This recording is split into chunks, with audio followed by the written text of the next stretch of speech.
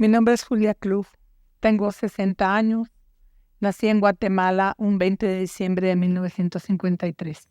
Fui abusada a la edad de 7 años por un sacerdote católico y tristemente mi familia católica, ignorante y entregada a la religión, nunca hicieron nada por apoyarme, no creían en mi realidad y tristemente tuve que seguir adelante con este dolor muy grande. En Guatemala se acostumbra a preparar a las niñas para hacer las niñas de blanco en Semana Mayor, que es Semana Santa, y las preparan para cargar a la Virgen de Guadalupe y hacerlas sentir también responsables de ese dolor que la Madre de Cristo tuvo al ver a su hijo crucificado. Mi abuela, madre de la mamá que a mí me crió, porque al nacer yo, mi madre perdió la vida a la hora del parto. La familia donde yo me crié eran con quienes yo iba a la iglesia católica. La abuelita, desde el primer momento en que el sacerdote empezó a tocarme partes de mi cuerpo que yo no sabía que era malo, pero no me gustaba, yo le decía, abuelita, el padre me tocó aquí, y me decía, cállate la boca del padrecito, no puedes decir nada. Y así fueron pasando los días. De repente el padre hacía sus porquerías en diferentes partes de mi cuerpo, siendo una niña de 7 años. Yo le decía, abuelita, ahora el padre me puso la lengua aquí, me decía, cállate la boca, ya te lo dije, del padrecito no puedes hablar. Así fueron paseando los días y al cumplirse 15 días el sacerdote, le decían el padre Chemita, es lo único que yo recuerdo de él, abusó de mí totalmente. Yo no sabía qué me había hecho, con la misma servilletita con la que tapan las copas donde toman el vino o la sangre de Cristo, como ellos le dicen, me tapaba la boca para que yo no gritara y me decía que eso era el amor de Dios, que porque Dios había fundado al mundo de esa manera, que yo tenía que ser Eva y él iba a ser Adán, mientras se aprovechaba de mí. Cuando yo salí del cuarto donde él tenía su catre y dormía, yo traía mis manitas llenas de sangre y yo le decía a mi abuelita, abuelita, mire, el padre se me montó porque yo no sabía qué era lo que me había hecho. Desgraciadamente mi abuela no hizo caso de mi dolor, sino todo lo contrario, me dijo que me callara la boca porque si yo hablaba nos iban a matar, que no le dijera ni a mi papá ni a mi mamá lo que acababa de suceder. Y eso fue muy fuerte para mí porque me quedé como encogida, como adentro de una conchita. Yo ya no quería hablar, no quería salir. Mi vida había cambiado totalmente. A pesar de ser una niña, yo sentía que algo malo había sucedido en mi vida. Y desgraciadamente tuve que quedarme callada. Mi abuela se llevó el secreto a la tumba y yo me quedé viviendo mi dolor. Me decidí casarme a los 14 años porque mi vida era muy fea con la familia con la que yo me crié. Eran golpes, era discriminación. Yo pensé que no me querían porque yo era una persona de color blanco. Mi familia de crianza eran morenos, tipo mulatos. Y era la gringa pobre, la muerta de hambre, la arrimada. Era una infancia muy fuerte y tener yo que seguir callando lo que ya me había sucedido. No sabía ya qué hacer con mi vida y decidí casarme a los 14 años. Siendo menor de edad, los padres que me criaron tuvieron que dar la autorización para que yo me casara.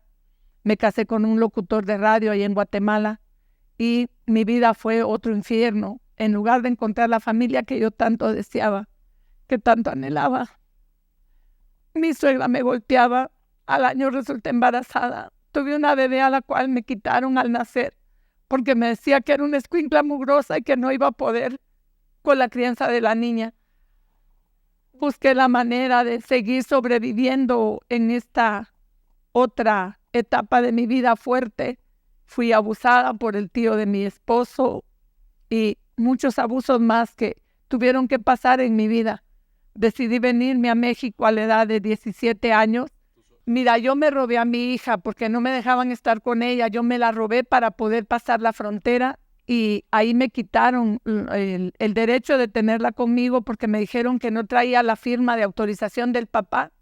Y tuve que hablar a la casa de una de mis medias hermanas y decirle que viniera por la niña a la frontera. Yo estaba en Talismán, Chiapas, por ahí yo entré y tuve que perder mi pasaje y todo para esperar a que mi hermana fuera por la niña.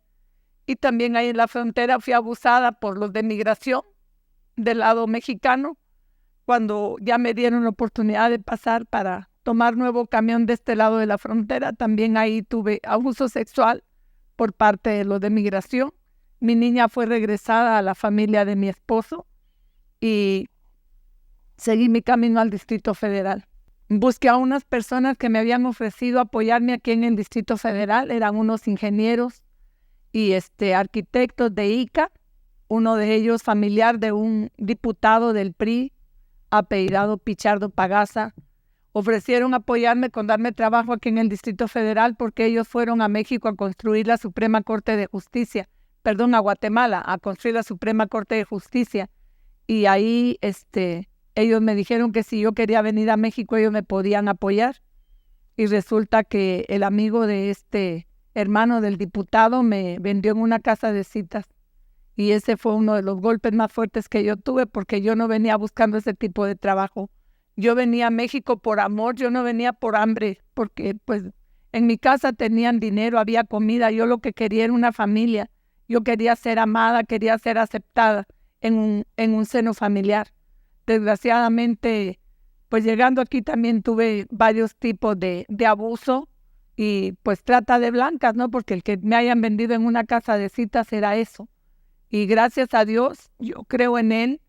A los 15 días llegó una persona que yo nombro un ángel de la guarda y me sacó de ese lugar y jamás lo volví a ver. Únicamente me sacó de ahí, me consiguió un trabajo, me consiguió un departamento donde yo podía salir adelante y estoy de pie.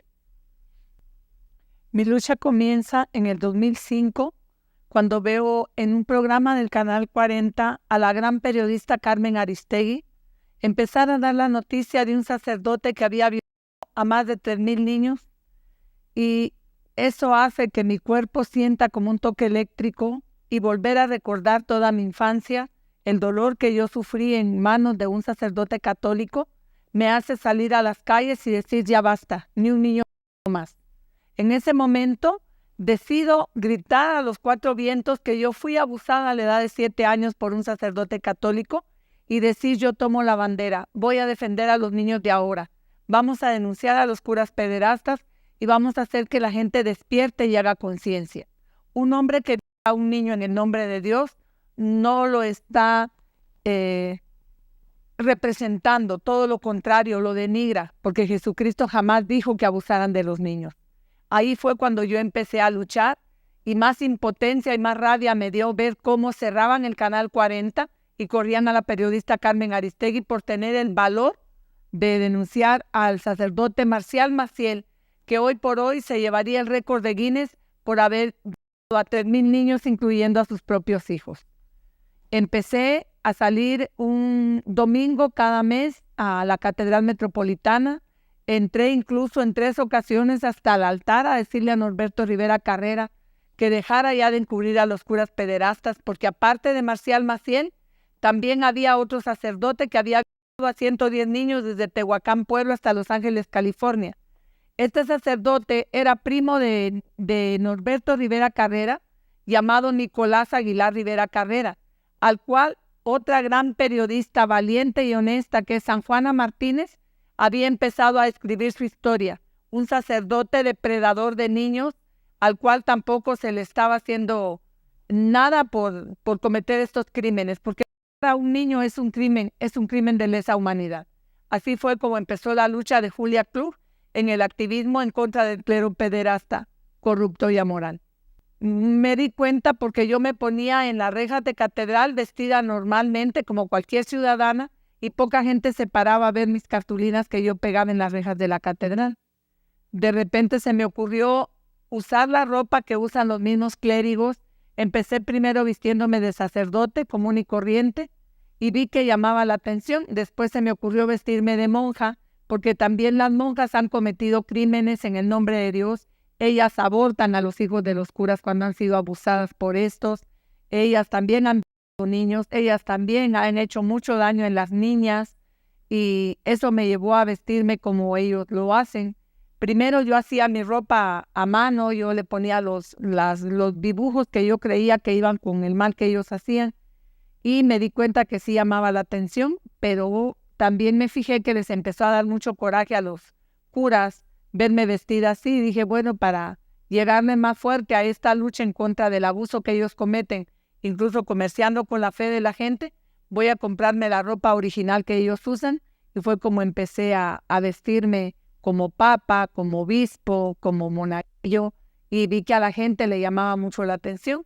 La mayoría están de acuerdo con lo que yo hago, me dicen que muchas gracias por tener esta lucha, que soy la voz de millones que no pueden hablar porque tienen miedo, y la Iglesia Católica muy molesta, muy enfadada. Una de las situaciones más fuertes que viví en esta lucha fue cuando el cardenal Norberto Rivera Carrera y su chofer en octubre del 2007 me avientan con la camioneta blindada, quedó fracturada en mi columna vertebral, 4 vértebras fracturadas, y me quedo todo el 2008 en una silla de ruedas solo por intentar pedir justicia para los niños que han sido abusados. Quedo todo el 2008 en silla de ruedas.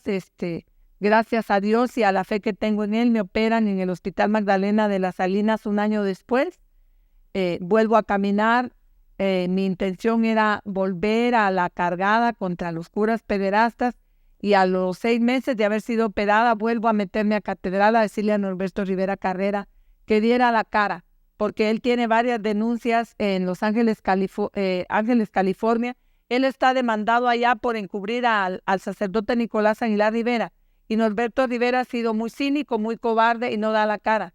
Tampoco han permitido una reunión con los que han sido abusados por curas para pedir una disculpa y exigir que se haga justicia desde adentro del Vaticano.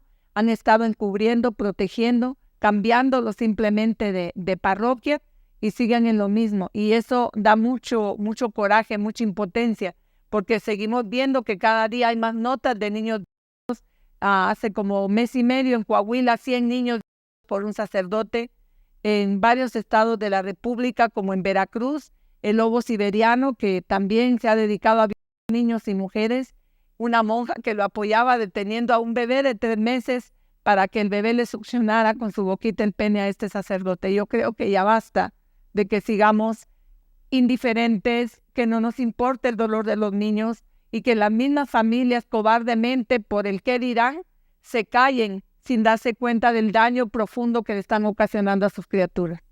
Bueno, ahora he tomado la bandera de estar todos los días. Estoy de lunes a domingo frente a la catedral o en la avenida de Madero, en el Andador Madero, que es a donde hay una cámara donde yo me puedo proteger de las agresiones, porque aparte de que me haya arrollado Norberto Rivera Carrera con su chofer, también han salido feligreses a golpearme, a patearme por la espalda. Saben que estoy fracturada de mi columna. Han ido curas, han ido monjas, y todo tipo de agresiones he recibido de gente muy cercana al clero católico. Pero aparte de eso también he sido encarcelada. Me han metido 3 veces a la cárcel. Una vez por un sacerdote que fue primero a ofenderme, y como yo no me sé quedar callada, le respondí al sacerdote, me levantó la mano y le rompió una Biblia en 2 en la cara. Entonces me llevaron detenida por agresión. Después fue una monja también. La monja hizo lo mismo.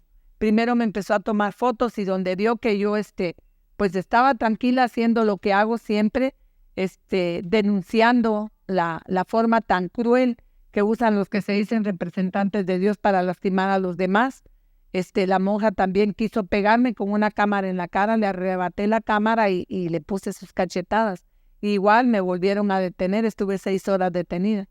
Y así han pasado muchas cosas, pero algo mucho más fuerte de lo que cualquiera puede soportar fue la amenaza de muerte de la que me hicieron objeto.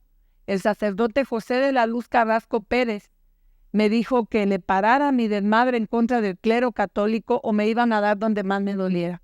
Eso fue un 3 de octubre del 2010, terminando la misa de 1 de la tarde en la catedral.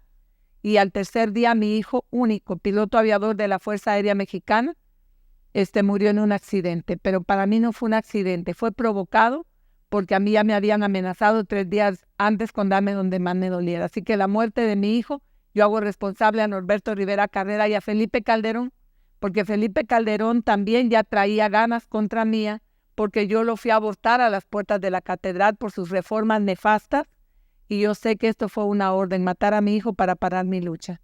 Pero me considero una mujer fuerte, una mujer valiente, como para seguir de pie.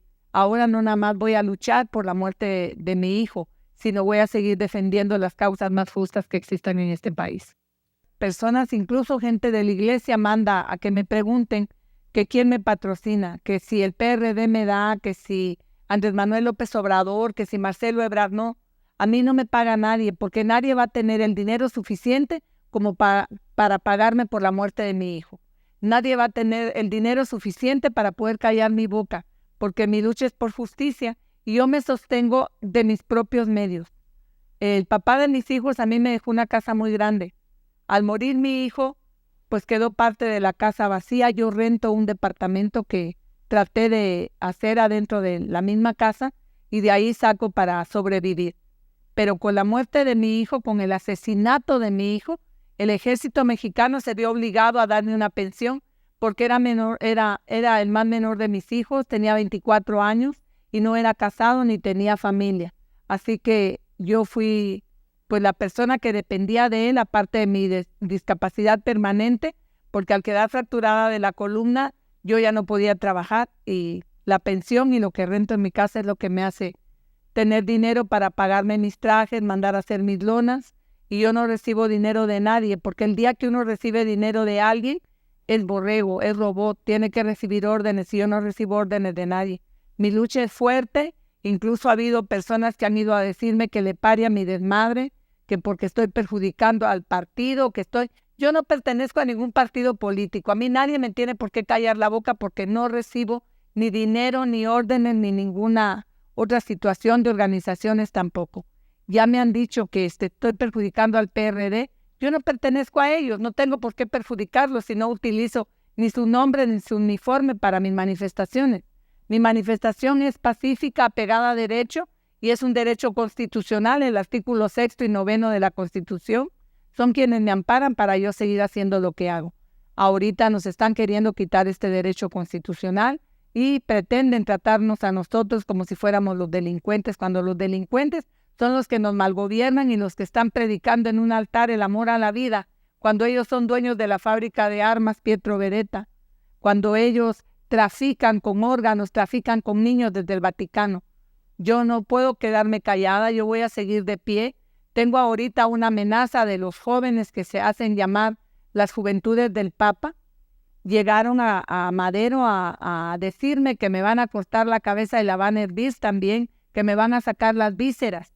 Yo tengo video y tengo fotos de este evento, lo llevé a la PGJ porque yo tengo las denuncias hechas en contra de estas personas que me han amenazado, incluso en contra del cardenal Norberto Rivera Carrera. Antes de que él me denunciara a mí, yo lo denuncié a él el mismo día que él me atropelló con la camioneta blindada. Y de esto no han dado cuenta los medios de televisión ni los medios escritos, porque como siempre encubren y protegen a los que nos dañan, a los mexicanos.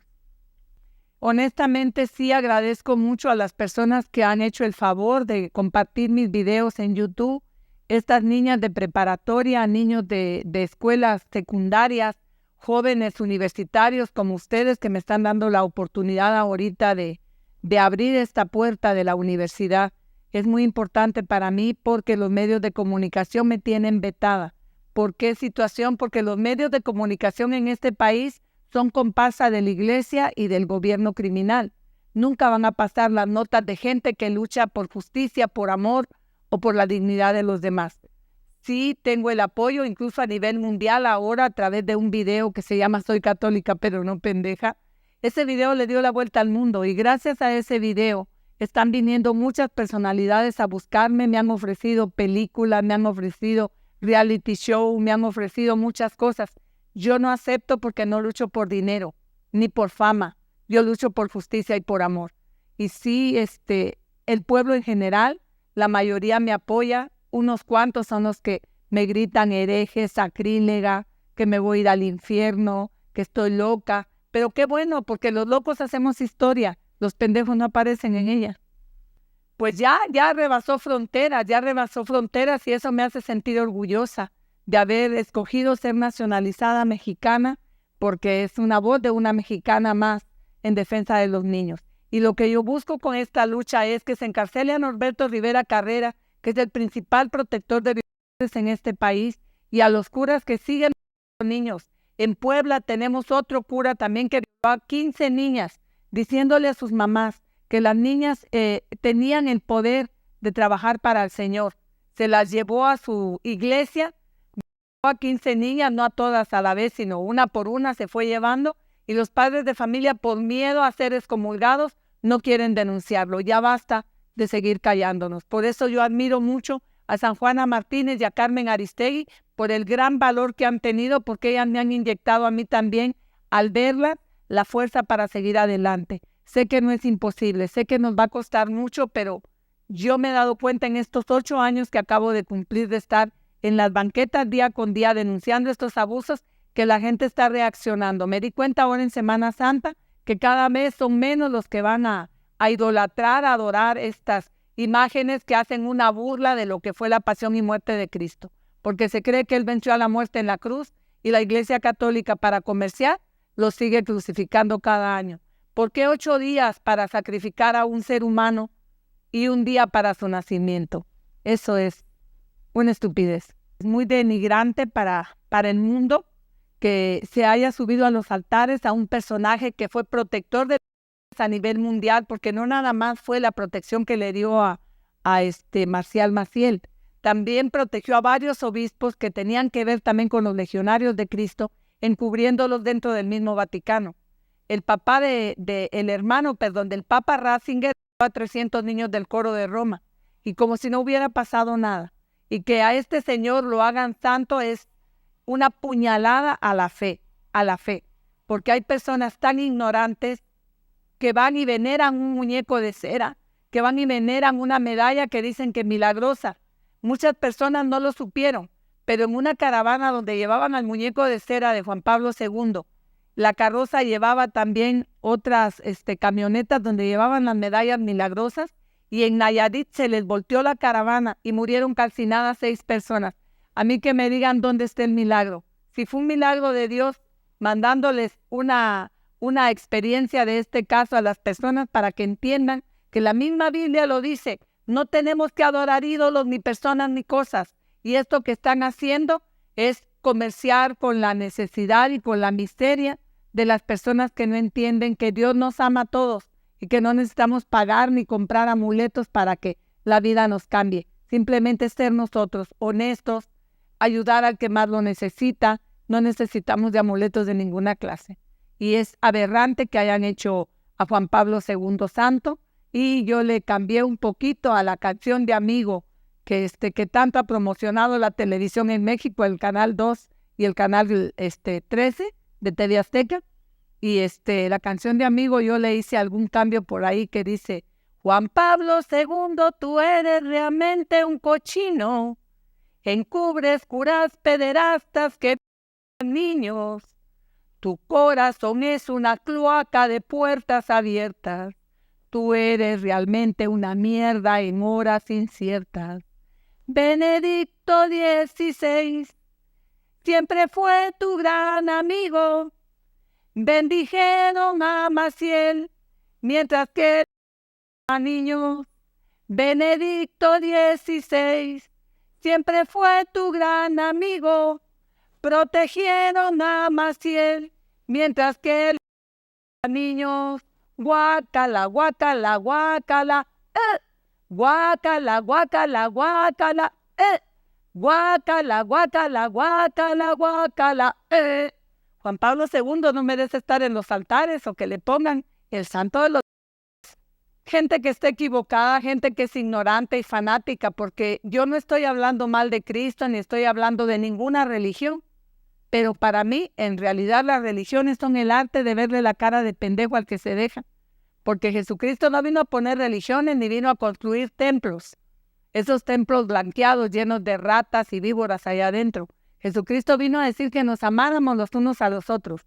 En ningún momento Él dijo que comerciaran con su nombre ni con el nombre de la mujer que le dio la vida, porque es algo que dicen, no la guadalupana, que es la madre de todos los mexicanos. Le digo, párale de contar mi vida, porque la guadalupana la trajeron de España para someter al pueblo de México. Obligaron a un indígena llamado Marcos Zipac para que él la pintara, y él utilizó a su novia como imagen, y después a los dos los mataron para que no dijeran que ellos la habían pintado. y hacerle creer a nuestro pueblo indígena que tenían que venerar a la Madre de Cristo de esa manera. Guadalupe no aparece en ninguna Biblia. La Madre de Cristo se llamó María. Soy católica por herencia porque a mí no me preguntaron. Desde que nací me llevaron a la iglesia católica a profesar los primeros sacramentos. Y como digo ahora, soy católica por herencia, más no pendeja. Primero, que no permitan que abusen de hijos. Tengan más cuidado, porque el que te traiga una sotana o traiga un hábito no quiere decir que va a cuidar bien a tus hijos. Primera. Segunda, que no permitas que comercien con tu fe, porque nuestro Señor no cobra. El que hace los milagros es Él, no los santos. Las imágenes tienen ojos y no ven, tienen oídos y no escuchan, tienen boca y no pueden hablar, tienen pies y no caminan. ¿Cómo puedes tú pedirle a un bulto o a un trapo que te haga un milagro? El único que hace milagros es Dios, porque Él sí escucha tu palabra, escucha tu necesidad. Y no tenemos por qué estar manteniendo nosotros a un Estado extranjero que es el Vaticano, que trabajen, bola de parásitos. Todos los curas, cuando se hacen sacerdotes, ellos hacen su promesa de proteger al Vaticano, no al pueblo mexicano, así es de que no tenemos por qué mantener a extranjeros. Vive tu vida en buena y no le haga daño a los demás, y así estamos del otro lado. No tienes por qué pagar ningún derecho a la Iglesia Católica ni a ninguna religión, porque ellos viven como reyes a costillas de nuestra ignorancia, todos. No hay uno solo que no tenga la riqueza. Se les nota sus camionetas blindadas, mansiones, dueños de grandes empresas. El Vaticano en sí es una institución transnacional limosnera. Honestamente, sí, yo apoyo todas las luchas que se dan por justicia en este país. Apoyo a los obreros, apoyo a los maestros, apoyo a los estudiantes, apoyo a padres de familia que se han visto en la desgracia de perder un hijo. He estado en la lucha de Guardería ABC, he estado en la defensa de las mujeres por su derecho a decidir, he estado apoyando a las mujeres de Ciudad Juárez. Yo creo que debemos unirnos todos los mexicanos de corazón con la lucha de los demás, porque no somos independientes. Somos ciudadanos de un mismo lugar y tenemos que velar por el bien común, por los derechos más elementales, que es lo que nos están quitando en estos momentos. Y yo creo que tenemos que hacer una lucha de frente, justa, para defender la educación, el empleo digno, derecho a la salud, derecho a una vejez digna. Ahorita ya nos quitaron pensiones y jubilaciones y no es justo que la gente dé toda su vida para que al final pare limosneando o muriendo tirados en una banqueta. Por lo menos los jóvenes de ahora, ¿qué futuro se les espera? Van a ser los esclavos modernos. ¿De qué sirve venir a la universidad? ¿De qué sirve ir a estudiar a buenos colegios? Cuando terminas tu carrera eres un desempleado más en la lista de este país. Que yo estoy de acuerdo que gente valiente se haya levantado en contra de este gobierno, que es el que tiene la obligación de protegernos y no lo hace. La seguridad es un derecho también que tenemos como mexicanos, y el gobierno federal se hace sordo, se hace ciego y se hace mudo. Qué bueno que haya personas valientes, hombres y mujeres, que hayan tomado las armas para defender a su comunidad. Desgraciadamente hay personas que se venden, que empiezan luchando de corazón y terminan por un sueldo, por un uniforme, por cualquier cosa, vendiendo la dignidad de su propia familia y de su entorno. Yo creo que también yo estoy de acuerdo con el doctor Mireles, estoy de acuerdo con el otro señor que tienen encarcelado, que ellos son personas de lucha y tenemos que ver que los dejen libre, porque ellos son presos políticos, no son delincuentes. Y a sacar adelante a nuestro país, están entregando nuestro patrimonio, están entregando nuestra soberanía y seguimos callados.